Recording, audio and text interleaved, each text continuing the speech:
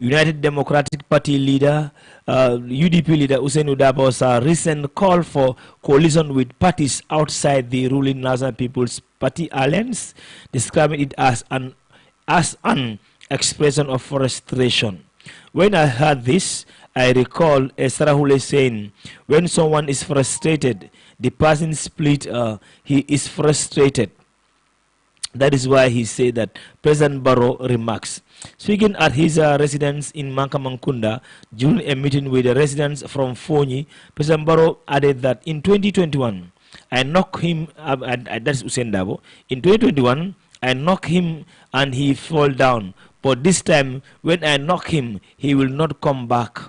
President Barrow said he heard that Dabo claim that there is no blood in hospital, and that doctors still sell it.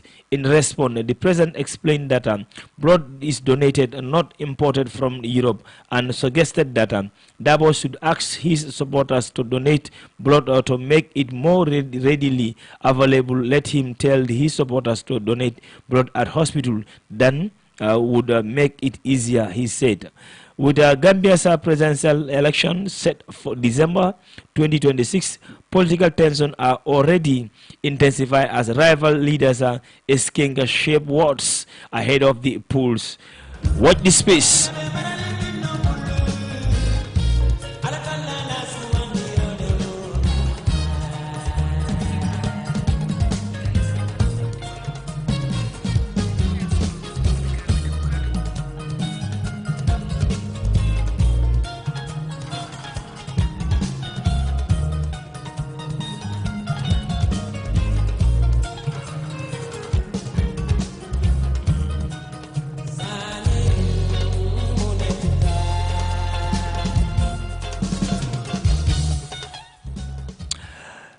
The chairman of Brikama Area Council, Yankuba Dabo, has declared that the United Democratic Party, UDP, is fully prepared to bring an end to the National People's Party, NPP, rule in the upcoming 2026 presidential election. Speaking at the Banjul International Airport during the welcoming of UDP leader Usain Dabo for his European tour, Chairman Dabo expressed confidence in party's growing strength and unity.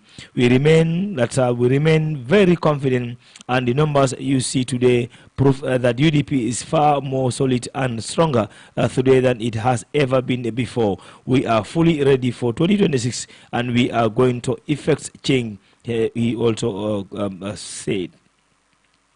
Let's bring you with speed all that you need to know about other part of Africa as well, as far as the news is concerned. To put you speed all that you need to know about our continent is also vital on this program. Remember that you are listening to King FM 94.7, your daily podcast with me, ALHAGIE F14.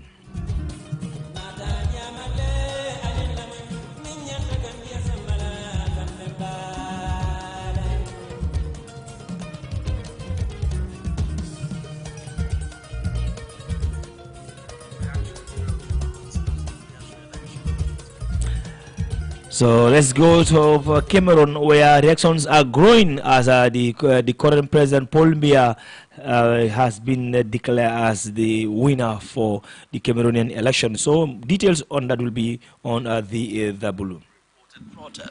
So Cameroonians fell for him because they needed change. When he comes to power, based on the promises he gave or he will give during the campaign, he will start questioning his administration. Resident doctors in Nigeria to embark on indefinite strike on November 1.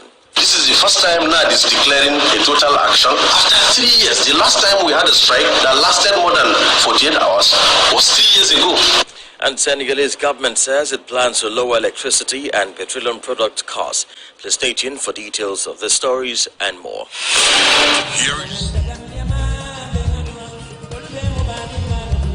For joining our broadcast, will begin in Cote d'Ivoire, where incumbent President Alassane Ouattara has been declared the winner of the October 25 presidential election.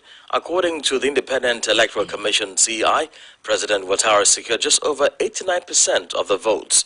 The commission also gave a positive assessment of how last Saturday's election was organized and conducted. Sankli Danko has the rest of the details. These results come from more than 24,000 polling stations across the country and over 240 polling stations in the diaspora. Out of more than 8 million registered voters, just over 4 million cast their ballot on election day in Côte d'Ivoire and abroad, representing a voter turnout of 50%. The provisional results released by the Independent Electoral Commission say place the incumbent President Alassane Ouattara well in the lead, followed by the 4 other candidates who together share the remaining 11% of the votes.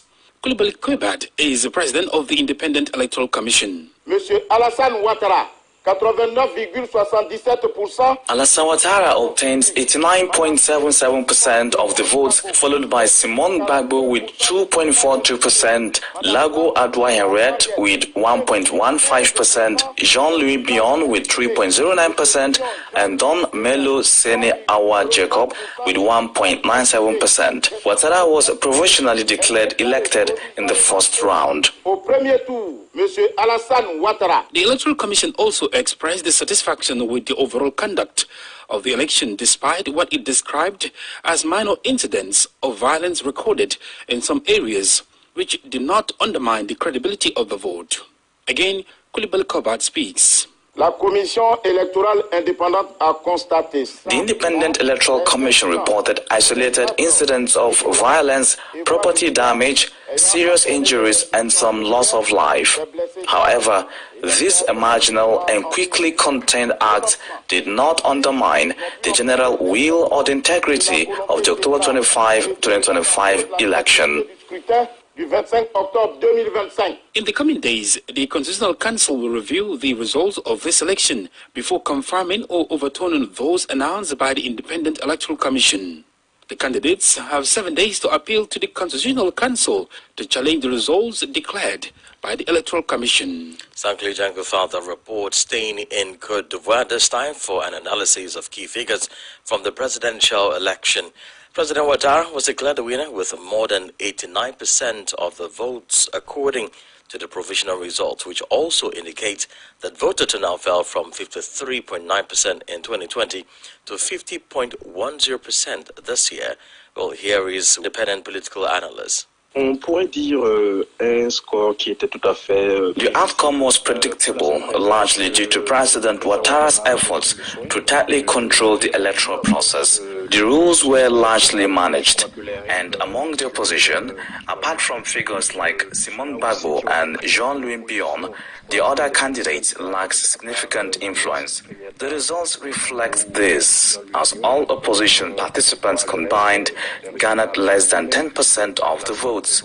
The control process and lack of suspense likely discouraged many voters. A large segment of Ivorians abstained, believing the ruling party's victory was inevitable regardless of their vote. Overall, there seems to be a sense of electoral fatigue in Côte d'Ivoire, with elections associated with recurring issues, tensions and violence contributing to low voter turnout.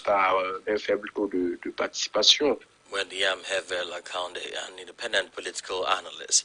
In Benin, the Constitutional Council on Monday rejected. We remind that you are listening to a daily podcast live coming to you from King FM 94.7.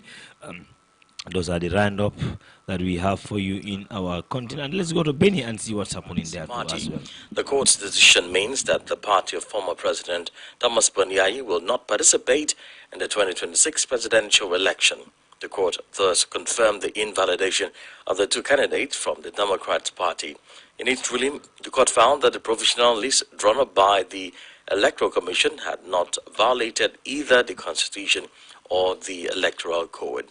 We go now to Cameroon, where tensions remain high following the re-election of President Paul Biya. The 92-year-old leader has been declared winner of the October 12th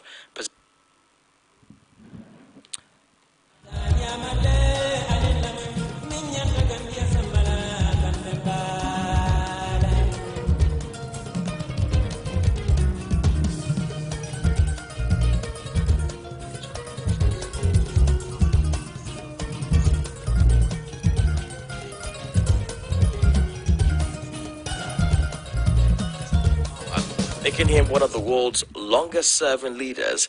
But his re-election has sparked widespread protest and sharp criticism from opposition parties and civil society groups.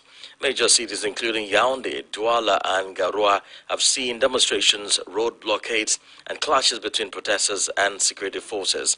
Rights groups have condemned what they describe as excessive use of force, calling for restraint and the release of detained demonstrators. Opposition leader Issa Chiroma has rejected the results, describing the vote as a masquerade and insists his party's tally shows he won the election. Well, WDL spoke with Cameroonian journalist Frida Leina Voma with Dream FM in Bio. They want a change because the incumbent president has been there for 43 years, meaning plus 43 years. He must have ruled Cameroon for 2.5 decades. So Cameroonians, what they need change. That is why many of them deep rallied behind some opposition leaders, especially the one that became popular months to the election day. Election was on the 12th of October. Mr. Issa Chiroma Bakari, one-time Minister of Communication, one-time Minister of Vocational Training and Employment. So Cameroonians fell for him because they needed change. And in an interview I had some Cameroonians, I asked them daily how much do they know about Mr. Issa Chiroma Bakari. But for now, they need that change. When he comes to power, based on the promises he gave or he will give during the campaign, they'll start questioning his administration from that. What they need now, they Cameroonians just need a change. So they find themselves so frustrated. And I would say majority of Cameroonians, whom we spoke to in the streets, in their offices, in their markets, they told us before time that they need a change. And they see Mr. Issa Chiroma Bakari as the person who can bring the change first. I was Cameroonian journalist Frida Leina Voma with Dream FM in Bio. More stories coming up.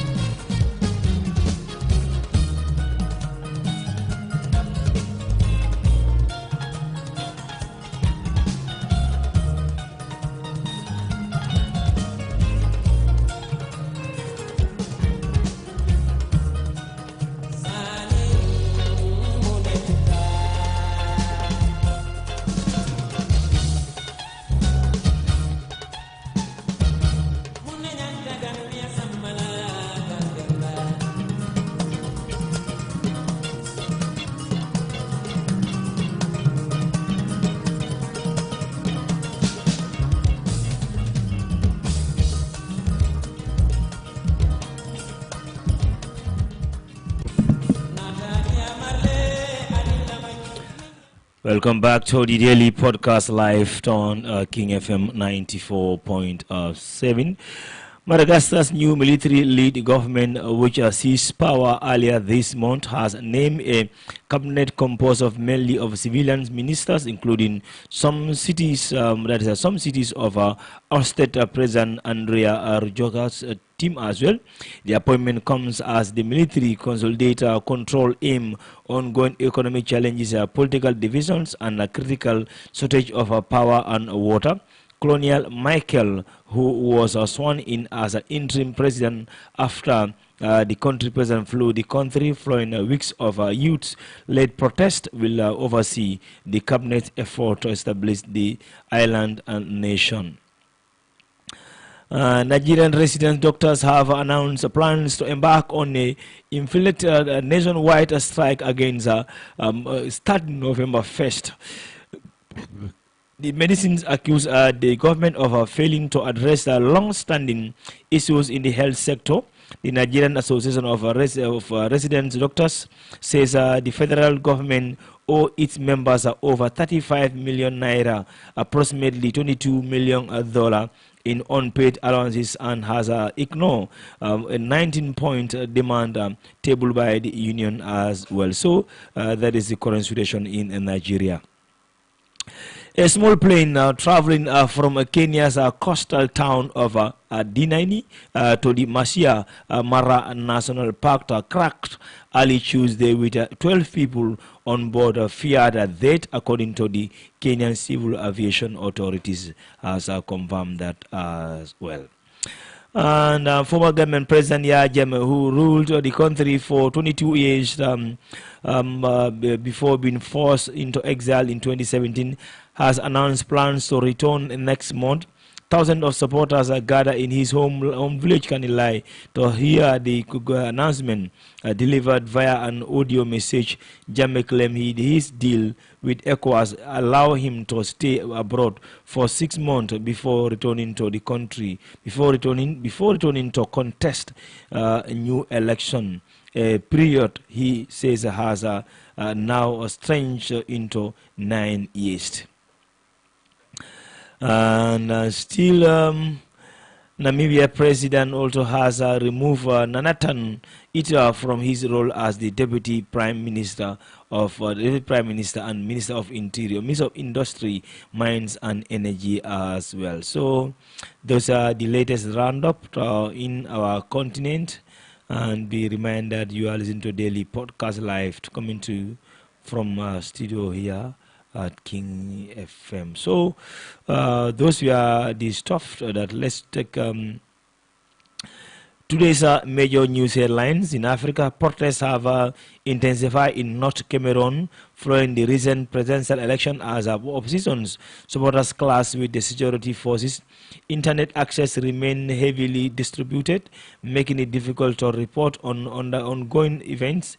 In Nigeria, separatist leader Natadin Kanu has been ordered to open his defense after dismissing his legal team. The move comes in highlighting political tension and calls for his release.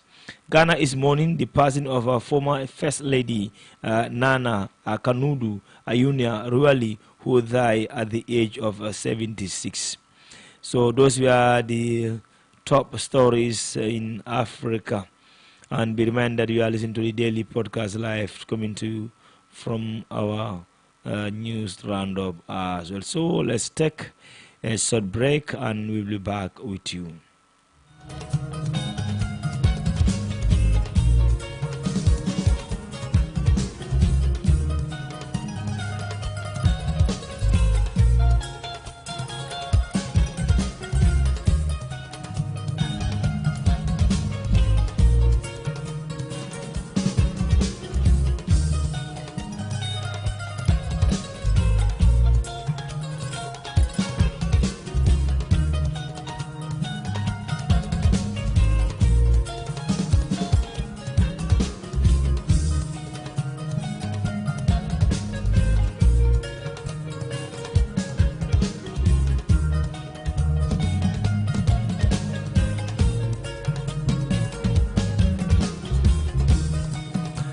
And if you are following the program, you can drop us your message on 50 We are only taking only text messages. 50 or still on 90164662.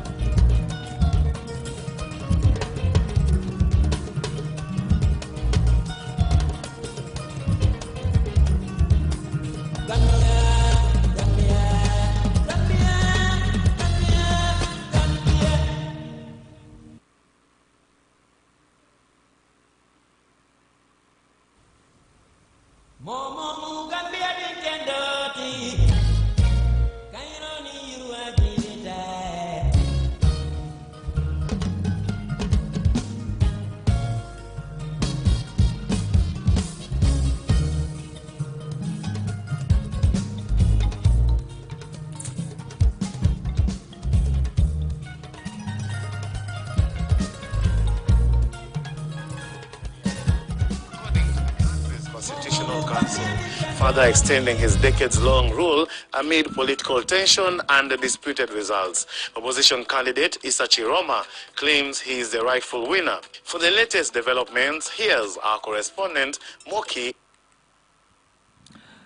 And you can also send us your message on this Jamme for what? Left. Okay, there's another text. There's a texter who say Jamme for life, but so this is the solution. So let's take on your text message on 2500947. Anything that you heard about the current affairs of the country, you can drop me your message on. We will try to digest it with the audience too. So you can send us your message on 250-2500947, but still or 5269445. On the text message site, this one said, yes, so only text, please. I'm not taking any call, but if you send me a text, I'll try to share it with our audience. Let's check this one. This one say he will come like it's not it or not. Okay, so he say the texter say Jamme, he will come like it or not. He say Jamme will come like it or not. So sign with your name too. It will be very good. It will sign with your name. And this one, hi, all right. Thank you for the compliment. Anyway, so it's very interesting, situation right now in our country's political arena. I think political parties are now stretching their muscles ahead of the 2026 presidential election, which is just at the corner next year. Text, no call, please. I'm not taking any call on this program. I'm not taking any call on this program. So what we can do, let's go to this text again. You want to say Ibu Ture. Okay, Ibu Ture said Jamme will come like it or not. Ibu Ture, thank you. And where are you texting us from? So that is the situation. So if you want to text us your message on whatsoever we rate regarding Cameroon, Senegal, Gambia, and whatsoever current affairs, and you want to say something about it, you can drop us your message on 2500947. 2500947 or still on 5269445. Those are the numbers that you can drop us your message on here, and then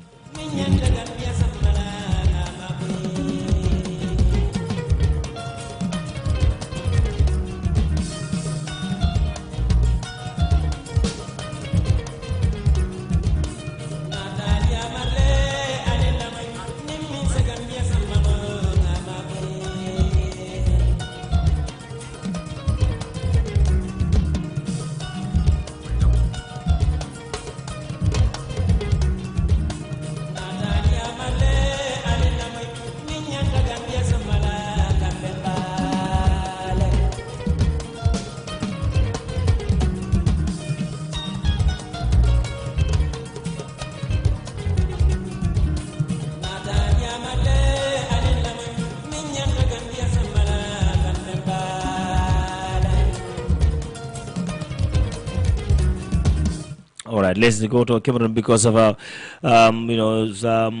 almost Omulu source says 80% to 90% of candidates complain of rigging the general election. It is true, or are they just losers? So you are saying that the elections are rigged both at when the presidential elections are taking place and even for local elections. On the days that elections are held in Nigeria for general elections, yes, elections are rigged.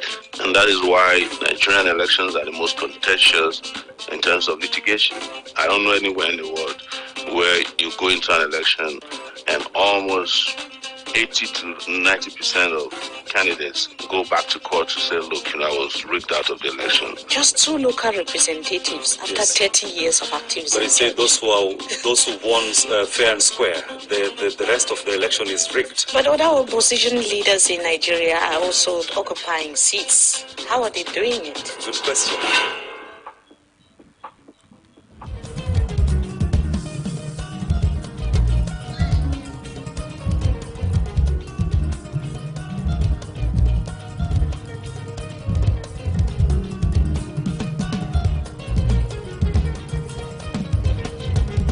Is now one of Nigeria's most divisive. Keeping Nnamdi Kanu in detention for more than 4 years, I think is a disgrace to this nation. He has committed no crime. Nnamdi Kanu is fighting a just cause. See how Nigerians are reacting now, especially from the Southeast. See how they are reacting. It's not good. personal level, I don't think that Nnamdi Kanu should be let free to be roaming around. The government calls IPOB a terrorist organization. Well, interesting stuff coming there. That is for 5 years, Nadi has sat behind bars, branded as a terrorist by Nigerians government, and then also his supporters too coming on to say he did not do anything wrong to deserve to be in the prison like that. Well, I'm afraid this is what we have for you for today. This is your daily podcast. We bring on all the latest on the social media apps, just a few roundup on the papers to see what are the latest in the country, and then join the other links to update you with the latest in our content as well. So from me, ALHAGIE Fati, and the rest of the team, we thank you all for the pleasure of your company. Have a peaceful day. Goodbye.